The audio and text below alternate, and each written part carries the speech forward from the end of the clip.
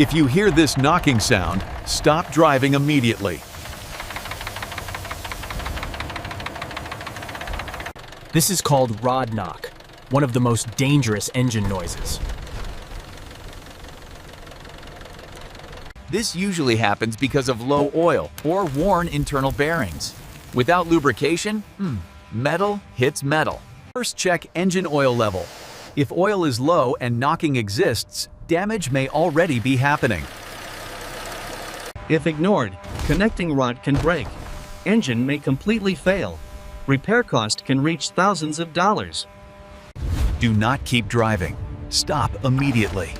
Driving further can destroy the engine completely.